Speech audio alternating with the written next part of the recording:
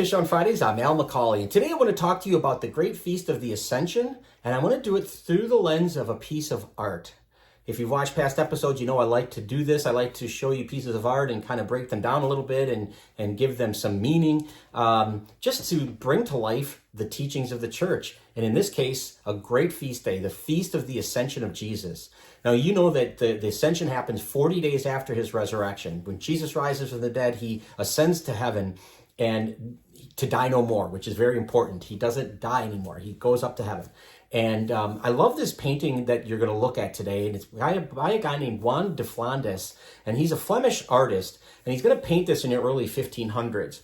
And if you think about the Ascension, it's a pretty triumphant event in the New Testament, in our salvation history.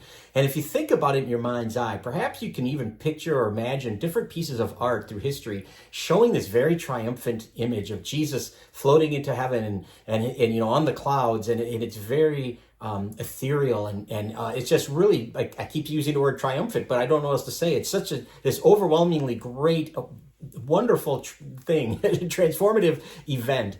And then you see this image, and it doesn't look anything like those others. And it's just a very stark kind of a imagination, if you will, by the artist of the Ascension.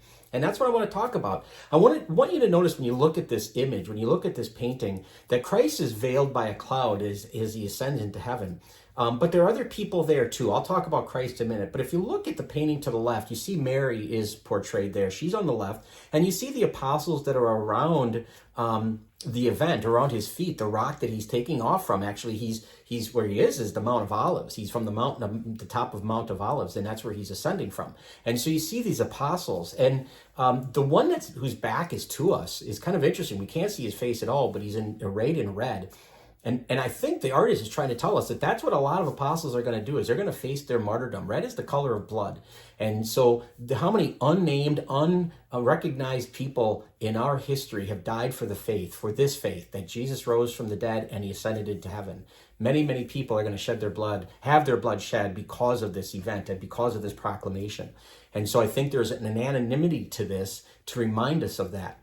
The one apostle that we can really make out is James the Greater. If you look at the painting, he's a bit off to the right in the back. He's the guy wearing pink, and he's in a pretty prominent position. James and John and Peter were the three that Jesus called to these special events, the raising of Jairus' daughter. Those three were at the Transfiguration. They were the three Jesus pulled with him to the Garden of Gethsemane the night before he died. So it's not a wonder that James would be depicted there, but you'll notice he's in pink, as I said, which is the color of joy. And I'll give you my spin on that in a second. But he's the guy holding a staff, and he's got a pilgrim's hat that he's wearing, because James is known as the pilgrim. He's the one who's going to go out. He is really just eager to go out and preach the gospel.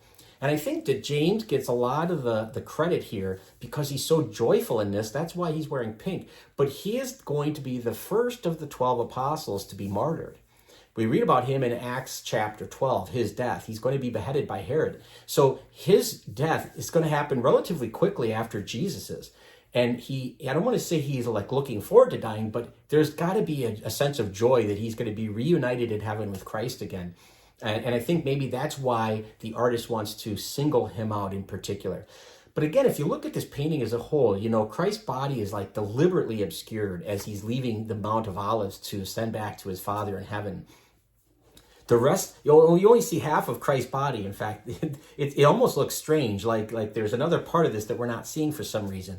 It's almost as if to remind us that Christ is moving into a different space entirely. His body is inhabiting space, but it's something that we don't understand in a glorified way, and something for which we all hope.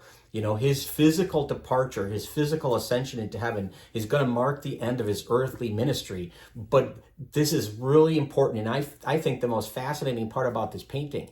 Just because Christ is ascending and he's leaving his earthly ministry doesn't mean he wasn't here.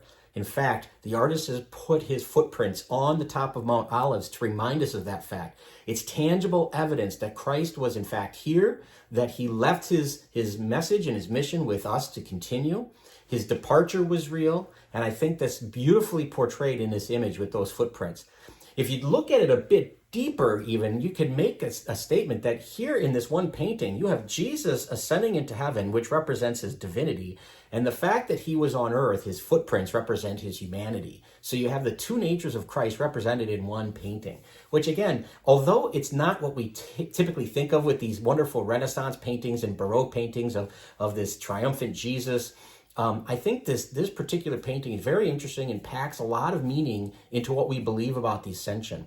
And ultimately, the Ascension is what we hope for ourselves. We hope to be reunited with our God after we die. That's what our faith is. And so that's why the Ascension is such an important feast day, and it's something that we should be very eager to celebrate. So hope this has been helpful. If you'd like to share this content, that'd be great. We would love it if you'd subscribe to our YouTube channel or follow us on Facebook. But either way, we hope you keep tuning in every Friday for Fish on Fridays.